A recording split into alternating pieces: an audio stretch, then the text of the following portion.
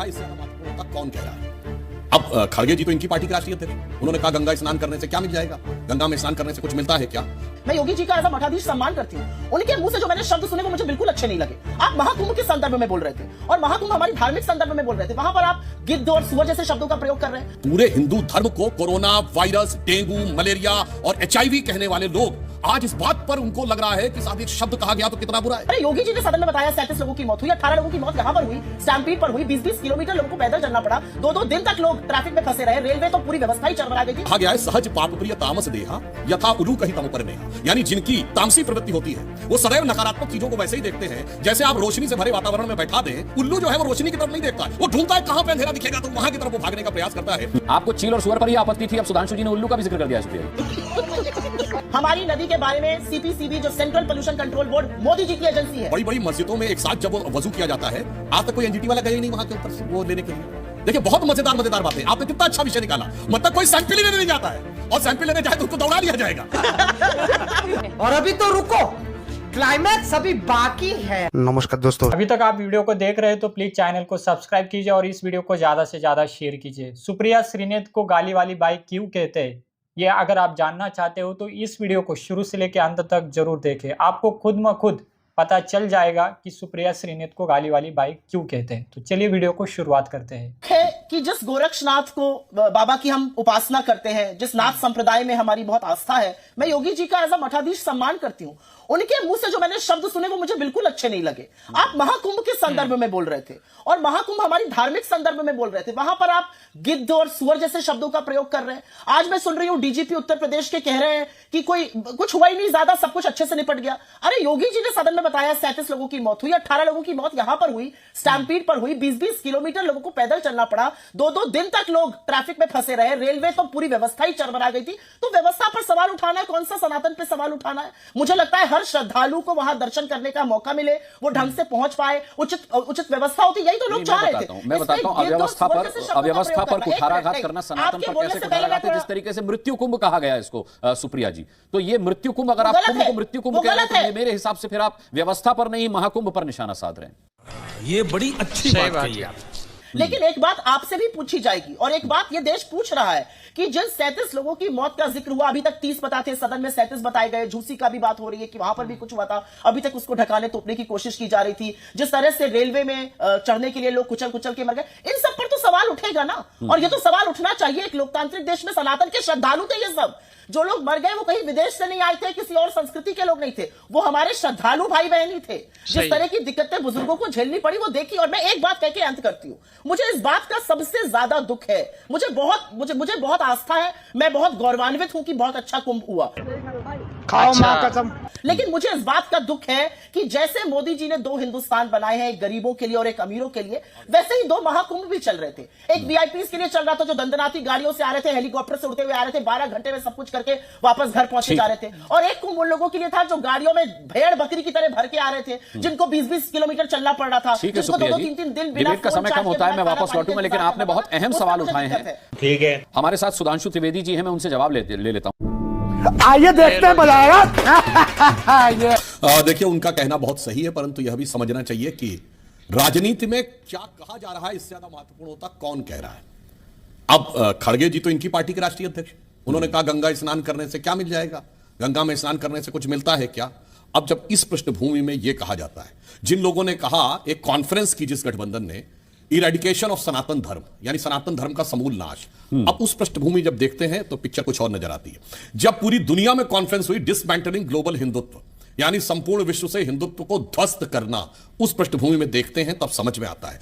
जब रामचरितमानस की प्रतियां फाड़ने वाले लोग उस परिस्थिति में देखते हैं तो समझ में आता है। जब इन्हीं के गठबंधन सहयोगी कहते हैं कि हिंदू में कोरोना है, वायरस है और उसके अलावा बैक्टीरिया है, और फिर कहते हैं नहीं नहीं इसके साथ सोशल स्टिग्मा भी होना चाहिए, HIV। अब इनकी पार्टी के कर्नाटक के कार्यकारी अध्यक्ष रहे हैं, इस समय PWD मिनिस्टर है सतीश जारकीहोली, जो कहते हैं हिंदू शब्द गंदा है। तो अब जब इस पृष्ठभूमि में देखते हैं तो मैं कहना चाहता हूं जो कुंभ में जिन लोगों की दुखद मृत्यु हुई उसको लेकर इन लोगों के मुंह से शब्द जो निकल के आ रहे हैं वो संवेदना के नहीं संतुष्टि के नजर आते हैं, क्योंकि ये सनातन धर्म से जुड़ी हर चीज के बारे में इसी प्रकार की बात करते हैं। लेकिन सुधांशु जी सवाल तो योगी जी के मुंह से निकले शब्दों पर। खड़गे जी ने, हाँ मैं उसी पे आ रहा हूं सर, ये बताइए पूरे हिंदू धर्म को कोरोना वायरस, डेंगू, मलेरिया और HIV कहने वाले लोग आज इस बात पर उनको लग रहा है कि साहब एक शब्द कहा गया तो कितना बुरा है। योगी जी ने जब यही सदन में खड़े होकर कहा था विधानसभा में कि मैं माफियाओं को मिट्टी में मिला दूंगा, तो जैसे स्प्रिंग की तरह अखिलेश जी ने खड़े होकर कहा था आप ऐसी भाषा कैसे बोल सकते हैं, जबकि माफियाओं को मिट्टी में मिला दूंगा मैं तो कोई असंसदीय शब्द नहीं है। परंतु मैं बताना चाहता हूं कि खड़गे जी ने यदि गंगा स्नान के बारे में यह कहा तो पवित्र जल की अवधारणा सिर्फ हमारे यहां नहीं है, अन्य मजहबों और संप्रदायों में भी है। इस्लाम में जो लोग मक्का मुनव्वर की यात्रा पे जाते हैं तो वहां भी एक जमजम का कुआं है जिसे बहुत पवित्र माना जाता है और उसके जल को आबे जमजम माना जाता है और उसको लोग ग्रहण करते हैं और यही धारणा है कि पाप कट जाते हैं। मगर किसी की हैसियत नहीं है जो चू बोल दे उस पे। जो गंगा जल के लिए कहते हैं इससे क्या होता है, आबे जमजम पे चू नहीं बोल सकते। अब सुनिए, जब आप वेटिकन जाते हैं तो पोप भी आपके ऊपर पवित्र जल छिड़कता है और कहता है it removes you from all the sins. कोई चू नहीं बोल सकता, किसी की हैसियत नहीं है। इवन हिंदू फैमिली के जो धर्म है उसमें भी अगर आप देखें तो स्वर्ण मंदिर में भी पवित्र सरोवर है और उसके जल को भी ऐसे ही पवित्र माना जाता है। कोई चू नहीं बोल सकता, तब समझ में आता है। तो जो योगी जी ने कहा है, अगर इन पे इनको आबे जमजम को लेकर के या किसी और पवित्र जल को लेकर के NGT की कोई रिपोर्ट सामने भी तो नहीं आई ना सुधांशु जी? बहुत गजब है। मैं आपसे सुनिए, आपने बड़ी अच्छी बात कही, किसी की हैसियत है जो उसमें जाकर आप सुनिए, बड़ी बड़ी मस्जिदों में एक साथ जब वजू किया जाता है, आज तक कोई NGT वाला गया ही नहीं वहां के ऊपर वो लेने के लिए। देखिए बहुत मजेदार बात है, आपने कितना अच्छा विषय निकाला। मतलब कोई सैंपल ही लेने नहीं जाता है और सैंपल लेने जाए तो उसको दौड़ा लिया जाएगा।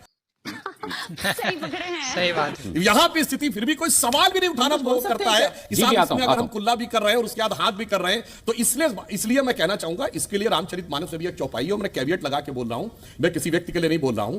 कहा गया है सहज पाप प्रिय तामस देहा यथा उलू कही तम पर नेहा, यानी जिनकी तामसी प्रवृत्ति होती है वो सदैव नकारात्मक चीजों को वैसे ही देखते हैं जैसे आप रोशनी से भरे वातावरण में बैठा दें। तो मैं कह रहा हूं फिर कैवियट लगा किसी व्यक्ति, उल्लू जो है वो रोशनी की तरफ नहीं देखता है, वो ढूंढता है कहां पे अंधेरा दिखेगा तो वहां की तरफ वो भागने का प्रयास करता है। तो इस जो मैंने पूरी घटनाएं बताई, इनके इन बयानों की पृष्ठभूमि जब आप देखते हैं तो ठीक है सुधांशु जी, सुप्रिया जी का रुख करते हैं। वो संवेदना नहीं संतुष्ट। आपको चील और सुअर पर ही आपत्ति थी, अब सुधांशु जी ने उल्लू का भी जिक्र कर दिया है। सुप्रिया जी सही बात है। मुझे ऐसा लगता है कि बीजेपी से मेरी बहुत ज्यादा अपेक्षा नहीं है। गिद्ध, सुअर, चील, कौवे जैसी बातें करना ये तो सनातन संस्कृति के ही खिलाफ है। अच्छा, और सदन में करना यह संसदीय भाषा, उसके बाद भी एक्सपंज नहीं होता है। हमारे लोकसभा राज्यसभा में तो एक बार अडानी बोलकर देखिए तुरंत एक्सपंज हो जाएगा, RSS बोलकर देखिए एक्सपंज हो जाएगा, शायरी पढ़ दीजिए एक्सपंज हो जाएगी। मैं यहां पर दो बातें कहना चाहती हूं और मैं भी बात रामायण से ही शुरू करती हूं। दैहिक दैविक भौतिकता पर राम राज नहीं कहूं व्यापा, ये रामचरितमानस की लाइनें हैं और मैं यहां पर पूरी श्रद्धा से बोलना चाहती हूं।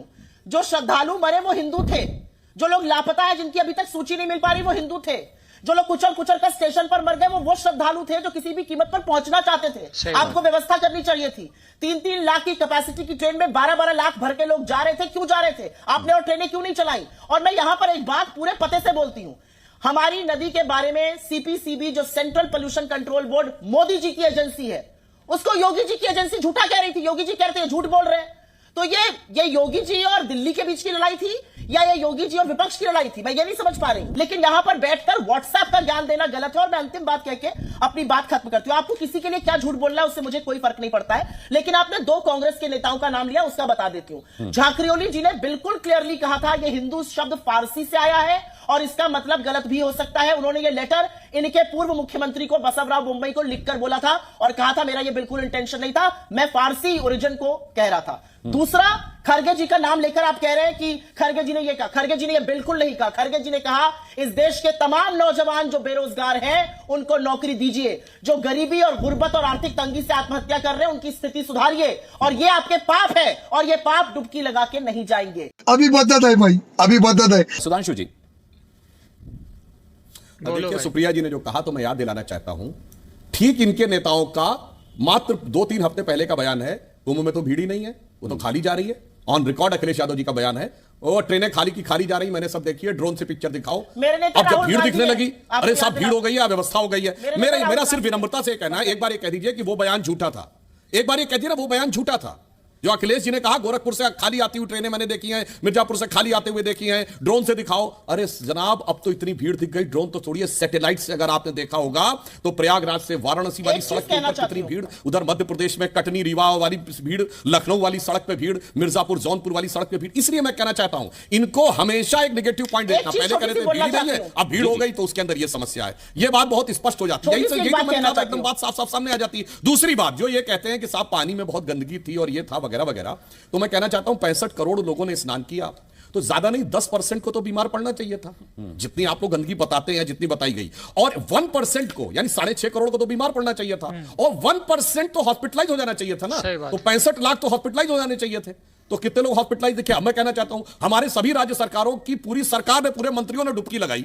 कितने मंत्री आपको दिखे कि एक दिन के लिए भी वो ऑफ हुए हो, किसी को कोई बीमारी हो गई हो, कुछ हो गया हो? ये इसे कहते हैं हाथ कंगन को आरसी। क्या जो आपने बोला, छोटी सी बात कहना चाहती हूं। सही बात है। देखिए समस्या क्या है, आप कह रहे हैं कि आप राजनीति नहीं करते, बिल्कुल हमें समझ में आ रहा है, परंतु यहां राजनीति का विषय नहीं है, यहां तो भारत की सांस्कृतिक अस्मिता का विषय है। मैं लाखों दर्शकों से पूछता हूं, कुंभ 12 वर्ष में एक बार होता है बृहस्पति ग्रह के रोटेशन के हिसाब से, मगर आपने 2014 से पहले कितने कार्यक्रमों में शब्द सुना कि ये एक बहुत साइंटिफिक पर्व है जो जुपिटर ग्रह की एस्ट्रोनॉमिकल पोजीशन के आधार पे होता है, जब जुपिटर, सैटर्न और सन एक साथ होते हैं। ये तो हजारों साल से होता रहा, कोई नहीं कहता था, क्योंकि इससे हिंदू धर्म की धार्मिकता के साथ साथ वैज्ञानिकता भी दिखती है। मैं विनम्रता से कहता हूं 2012, 13, 10, 11, 8, 9 में कभी दिखा दीजिए, बल्कि मुझे अपने बचपन का याद है। बदल थोड़ी याद है, सुधांशु भाई कैसी अवैज्ञानिक बात कर रहे हैं, 12 साल में ही जुपिटर चक्कर लगाएगा, सन के तो 12 साल में कुंभ होगा।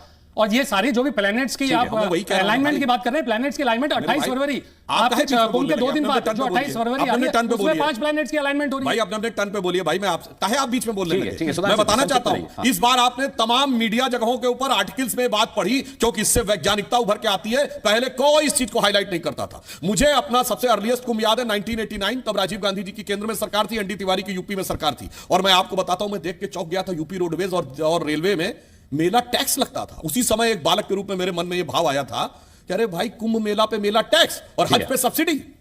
तुम्हें शर्म है? कुछ शर्म आया है? रामकृपाल जी ने बड़ी अच्छी बात कही थी कि कोई गोवा नहीं जा रहे हैं श्रद्धालु समंदर में डुबकी लगाने या सनबाथ लेने, कष्ट भोग करके तीर्थ करने का इस देश में एक इतिहास रहा है। फिर उस पर सवाल कैसा? सवाल सिर्फ इसलिए है क्योंकि श्रद्धालुओं और श्रद्धालुओं में अंतर नहीं हो सकता है। श्रद्धालु में अंतर नहीं किया जा सकता है। श्रद्धालु अगर गरीब है तो वो बेचारा बसों में मरेगा, वो ट्रेन में कुचला जाएगा, और अगर अमीर है तो वो दंदनाता हुआ गाड़ी से और हेलीकॉप्टर से आएगा। इस पर आपत्ति है, बिल्कुल तप और तपस्या से ही ईश्वर मिलते हैं, इसमें कौन सी बड़ी बात है। लेकिन मैं एक बात यहां कहना चाहती हूं, बोल यहां पर किसी ने कहा पौराणिक संस्कृति का विपक्ष को आभास हो रहा है। हमें 2 चीजों पर बीजेपी से और किसी व्यक्ति से सर्टिफिकेट नहीं चाहिए। अपनी बात कर रही हूं, वो है राष्ट्रवाद और वो है मेरा धर्म। यहां पर कुछ लोगों की बात सुन के ऐसा लग रहा है जैसे महाकुंभ पहली बार हुआ है। हाँ। अरे ये सनातन संस्कृति, ये तो अखिलेश यादव ने भी कहा था कि ऐसा लग रहा है महाकुंभ पहली बार। ठीक है, मेरे पास समय की कमी है, सुधांशु जी से क्लोजिंग कमेंट में जरूर लेना चाहूंगा। टाइम पर भी हुआ, अंग्रेजों के टाइम पर भी हुआ, ठीक और है हमेशा सुधांशु जी क्लोजिंग कमेंट छोटा सा, अंग्रेजों के टाइम पर भी हुआ, जी हमेशा होगा। जी किस तरह की बातें करते हैं जो देखिए जो सुप्रिया जी ने कहा, बिल्कुल ये जानते हैं कुंभ पहली बार नहीं हो रहा है, पर एक अलग कलेवर में पहली बार हो रहा है। 144 साल के बाद का कुंभ नहीं है, 450 साल बाद का ये पहला कुंभ है जो इलाहाबाद में नहीं प्रयागराज में है। 450 साल के बाद का पहला कुंभ है जब अक्षय वट किले के अंदर नहीं है, जनता के लिए खुला है। 500 साल के बाद का पहला कुंभ है, श्री राम जी विराजमान। ठीक है, ये भी पहली बार हुआ। एक तरीका गलत है, मैं तो बोल नहीं रहा था इनके बीच में। ठीक है, मैं 1 मिनट अपनी पूरी बात ठीक है, समय मेरा खत्म हो चुका है। सुधांशु जी मैं एंड करना चाहता हूं, मैं बिल्कुल एंड करना चाहता हूं। छोड़िए, ये पहला कुंभ है जब अयोध्या की जगह फैजाबाद की जगह अयोध्या है, जब औरंगाबाद की जगह संभाजी नगर है। और अंत में मैं कहना चाहूंगा, ये भारतीय संस्कृति और पश्चिमी संस्कृति का अंतर बताता है। यहां नागा साधुओं को देखिए और वो भोगवादी संस्कृति को देखिए। एक लाइन में कहकर बात समाप्त करता हूं कि वो सुख खोजे भौतिकता में, मदिरा और मांस की बोटी में, और ये भस्म रमाए अपने तन पर खुशे इसी लंगोटी में। सारी वेस्ट का थॉट प्रोसेस खत्म हो जाए और शांति ना दीजिए। बिलबिलाहट है कि कोई अच्छी बात है हिंदू धर्म के बात करें तो बिलबिलाहट है। उम्मीद करता हूँ कि वीडियो आपको पसंद आई होगी। पसंद आए तो चैनल को सब्सक्राइब कीजिए और इस वीडियो को ज़्यादा से ज़्यादा शेयर कीजिए, ताकि आने वाले वीडियो और लोगों तक भी पहुँच सके, वो भी इस डिबेट का फ़ायदा ले सके। फिलहाल इस डिबेट में इतना ही, मिलते हैं अगले डिबेट में। तब तक के लिए जय हिंद, जय भारत।